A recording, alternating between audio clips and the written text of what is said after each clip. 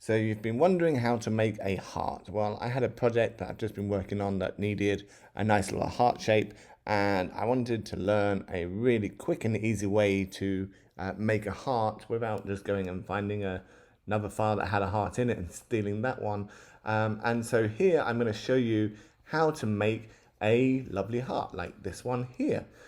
So first we're going to delete that so that I can't cheat. And I'm going to show you what you need. So we're going to go to the rectangle tool. If this looks like any of the other shapes, just press and hold until you get to the rectangle tool. And then you want to draw a rectangle that's at least twice as long as it is high. There we go. If yours isn't red, you can color it red by selecting the color at the top here, and also switch off the border as well. We don't need that border. We're going to then take our rectangle and we're going to rotate it 45 degrees. We do that by holding down the shift button and moving to one of the corners until we get the rotate icon, and then we're going to just drag it round until it goes to the 45-degree mark. Now, as you can see, this doesn't look anything like a heart yet. But what we're going to do next is we're going to select the heart, and you see this little dot that appears in the corner. This is the rounded corner icon, and if we click on it and drag it inwards, you'll notice that the corners are getting round, and we're going to bring it in until they're so round that they join in the middle, like so. Now we have something that looks like a tablet or a pill, and we're going to take that and we're going to clone it. So we're going to press Control C and Control V, and now we have two of them.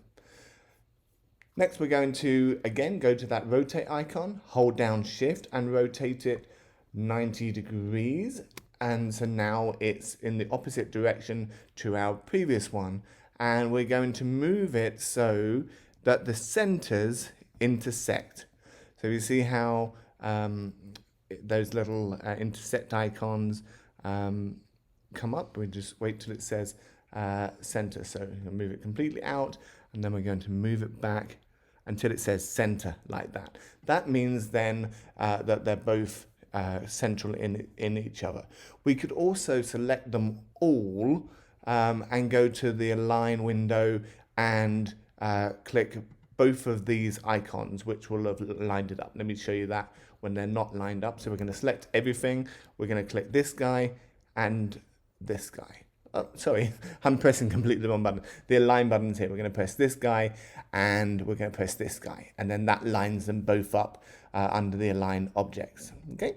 Next, we're going to select both of those items again. And from the Pathfinder option, if you don't know where the align and Pathfinder is, you can go to Window and Align. That will open up that window, and Window and Pathfinder, and that will open up that. And we're going to click on the Divide button. That's this one down the bottom. And once we divide that up, it makes all of these items a separate shape. So if we double click to drill down into the nested layers, we can now pull this guy out, and we don't want it, so we're going to delete it. And as you can see, we're starting to form a heart here, and we're going to drill down and pull this guy out and delete it. We don't need to pull it out first, we could just delete it, but it's a bit dramatic to pull it out. And now we have three different shapes. We've got the square and the two semicircles. So we're going to go back to the top layer, select everything, Control A, Command A also does that. And now we're going to use under Pathfinder the Unite option. And now what we have is a perfectly scalable heart that is one piece, and we can make it thin, we can make it fat, and we can obviously change its color, we can give it a different color border, and let's go in. There we go. We can really mess with our heart design. So from two simple rectangles, a divide, and a merge, we can build ourselves a wonderful heart. That's Mark P. Summers from Summers Made. Don't forget to subscribe to the channel and like this video if it's helped you. Thanks very much.